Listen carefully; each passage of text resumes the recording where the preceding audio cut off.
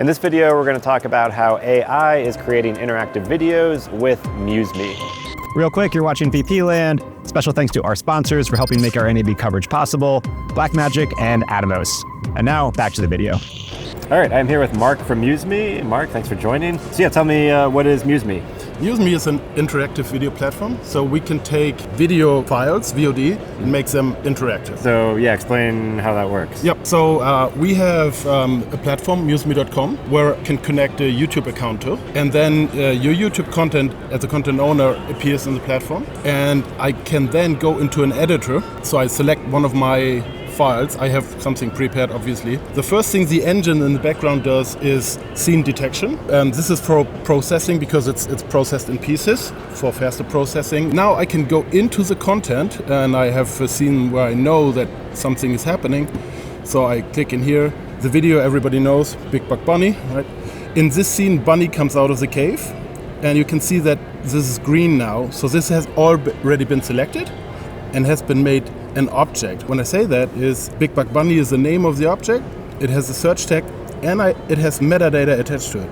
In this case, I made it simple. I just added the Wikipedia page of the Big Buck Bunny project. So is this Big Buck Bunny, this object, was this something you made ahead of time? Or how did it, did it come up with that name? No, I attached that name. So I manually selected this guy, and not the surrounding, but I clicked in the picture and it selects it for me. Okay, so you said, you clicked the bunny, and then you said, I want to name this bunny as an object. Exactly. Okay. So that's what you manually. But for example, you can do things automatically. If I look for rocks in this frame here, I can hit the find button, and it will show me all the rocks. Okay. So now that could be an object type in this frame. And then I can attach more metadata to it. Right now, this doesn't have any metadata to it because I... Okay, and so I see on the side we have, and is each scene every time the video cuts? Yep. Is that what this? So I see on the side here we have all of our scenes and it has different objects. Exactly. Bunny's cave, rocks. Yep, exactly. Cave, grass, rocks. Okay, so you could have different actions attached to different objects. What part are you manually doing and what part is automatic? Currently, the automatic is if you search for something, it will find it for you. So like if I just search for rocks, like you just showed, it already knows that. That wasn't something you had to tell it beforehand. No. Okay. But the bunny, the Big Buck Bunny. I could search for bunny and it probably finds a bunny. Right? Okay. So AI is relatively intelligent, we know, right. And so more or less that works for 80% of the objects. Sometimes there's an object type which you do manually because it's a product, for example, right? In case of a product, we have something in the platform where you can upload reference images of your product. Okay. And then attach metadata to it, so then the system already knows this product. So if it sees your product in the video, it would know what the product is. And my other question was, like, we tagged the Big Buck Bunny once. When it shows up in another scene, will it know this is the bunny? This is the Big Buck Bunny? Right. Not just a bunny, but this specific bunny? Specific bunny. Okay. Exactly. In regular content, that would be like the products that you are pitching, for example, in right? Okay, and so we're able to use AI, analyze our video, tag specific objects, add metadata to that. Right. What can we do with that? Yeah. Now, this has to be rendered. I don't do that now. It has been already rendered. Okay. But that means it tracks, for example, bunny and all the other objects through the video and attaches the metadata. That's the process of basically preparing the final metadata set, which is then attached to this video, which is hosted on YouTube. So the video itself is still on YouTube. Okay. The metadata is on our platform. Okay. Now, if we go on YouTube, we have this little Chrome extension here, which adds a layer on top of the video.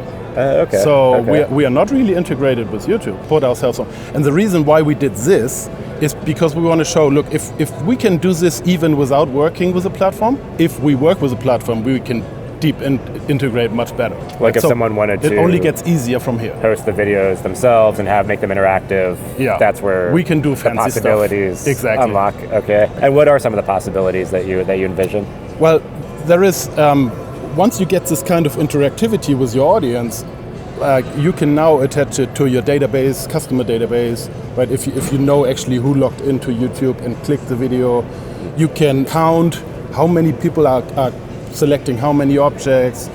You can connect it to a Shopify account in the future. Maybe that's not yet a functionality, but imagine that. So you can then have intelligence coming from both sides, right? Because on Shopify you have all your products, and the descriptions. On our platform, you have the responses of the community to that. The possibilities are endless. Yesterday, I was in an influencer event, and I demonstrated this, and the feedback was like, oh, I want to have this, and I want to have all the information from the users on every product that I'm pitching, because it's so valuable for them to just see what people are interested in the screen. Right now, if you watch it, it gets very hard. Sometimes they have polls on the side where you can say A, B, C, D or so.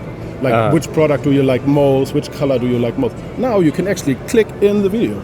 So people would go in there and say, oh, those shoes are really, really cool. With the YouTube, so can you play and see? I would just restart the video from here. Okay. So you see the blank video, and like this looks normal, nothing specific there.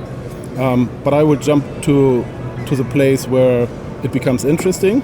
Right? The guy shows up, comes out of the cave, and I click here, and suddenly, and this, you have to understand those colors that you see, they wouldn't be there. This is for the demo. Okay. So you understand what I'm doing here, right? So now you see the rocks, the grass, the bunny. Okay. And if I click the bunny, I get the metadata that I attached before.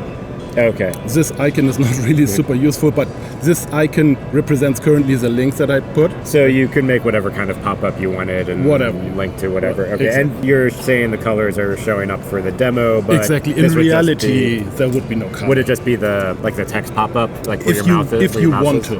Okay. It could also go directly to a web page. Most of the time you don't want that because you want to stay focused on the video. So imagine just somebody clicks there, nothing really happens. But in the back end, the information is going to a statistics system saying, oh, one user clicked here. But you might have a pop-up. There's many.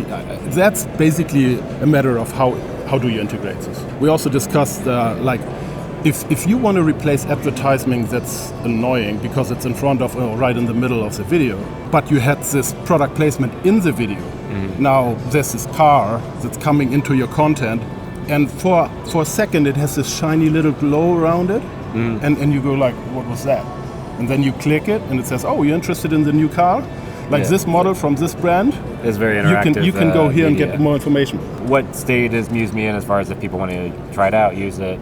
So right now, the VOD platform is online right now. So people can go on there, connect their YouTube account, take a video, make it interactive, publish it back, and then install the Chrome extension and get used to the feel, the possibilities, and reach out to us and tell us what's optimal, what's not optimal, what they would like to see. We're at the phase where we love to get the feedback, validation of the model and all of that. Well, great. Well, thank you so much for the demo. I appreciate it. My pleasure. Thank you very much. And that is it for this video. Be sure to check out the rest of our NAB coverage over here at this playlist and hit the subscribe button for more videos like this. Thanks for watching. I will catch you in the next episode.